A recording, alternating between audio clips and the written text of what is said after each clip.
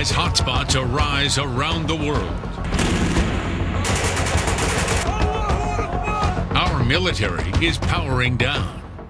Those of you in the Army know that the Army is reducing its size. I worry about the capability and the capacity to win in a major fight. With the armed forces getting new marching orders. Male ROTC cadets were pressured by the military to walk around in women's high heels. I found that entire incident just kind of bizarre. Is the new U.S. military ready to face new threats? You're sending the message to the rest of the world. You're basically retreating. Fox News reporting rising threats, shrinking military. Here's Bret. The Iwo Jima Memorial reminds us of many things. First, of course, of the uncommon valor of our troops. But it also reminds us that it can be a dangerous world out there. And our military never knows when it will be called upon to travel overseas and accomplish a mission. And it can remind us as well that as much as we may desire peace, there's no replacement for a military that is strong and ready. Let us pray. Eternal Father, strong to save, as we bid fair winds and following seas to the Fighting 56. September 2015, we're witnessing a military funeral, not of a person, but a Navy frigate. The USS Simpson is being decommissioned. There's a feeling of sadness to say goodbye to a ship that has been as important to our profession as all the rest that have gone before her.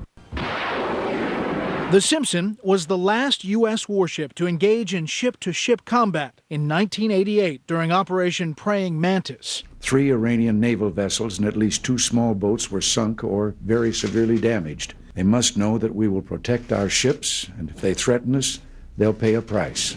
Not that long ago, the Navy had many of this class of frigate. Now they're all decommissioned. It's not just the Navy that's saying goodbye to old friends. In March 2014, the Army bid farewell to the Kiowa Warrior helicopter, a workhorse of their air cavalry in Iraq and Afghanistan. All the pilots will be gone, all the aircraft will be gone. It's only going to be in the history books that people are even know the role it played.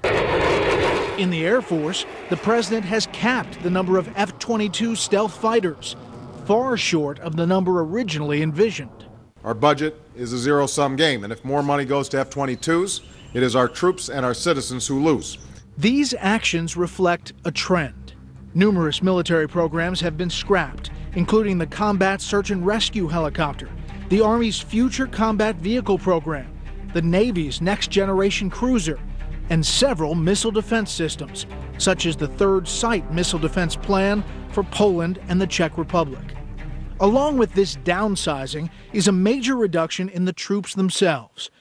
For instance, the Army's active force is expected to drop to the smallest since before World War II, 450,000 soldiers. We've cut the military to its lowest levels. Yet we are facing a world that is the most complex environment we have faced since at least the end of World War II. Retired 3-star General Michael Flynn ran the Defense Intelligence Agency during the Obama administration. Frankly, the United States of America is in a less strong position today because of the readiness and the size of our armed forces. I spoke to Robert Gates, Secretary of Defense in the last years of the Bush administration and the early years of the Obama administration. He told me President Obama promised him there wouldn't be any significant changes in the military budget for a while. Overall, did he keep to his word? Well, I think that began to fray. Fray may be too gentle a word. Before too long, Gates found himself cutting hundreds of billions from the defense budget. And that was only the start. Gates was informed the president wanted to announce even more cuts. Over the last 2 years, Secretary Bob Gates has courageously taken on wasteful spending, saving $400 billion in current and future spending. I believe we can do that again. What was your reaction? Well, I guess I'd have to say I felt double-crossed. After all those years in Washington, I was naive.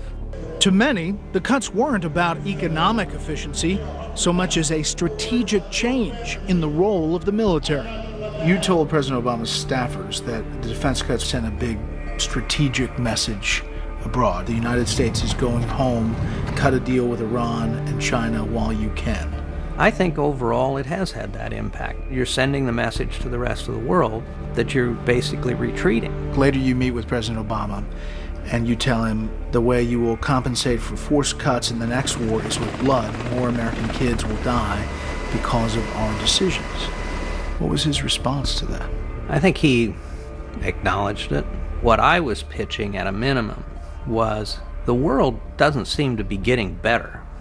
Before you head down a path of deep cuts in defense, why don't you take it kind of slow?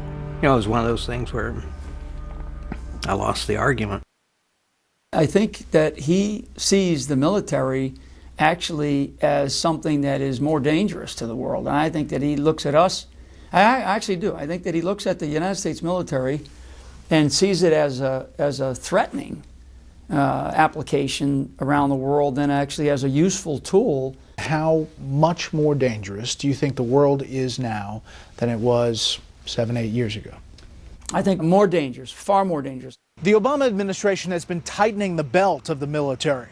Is this being done to match a slimmed down version of American foreign policy? We'll look at that when we return.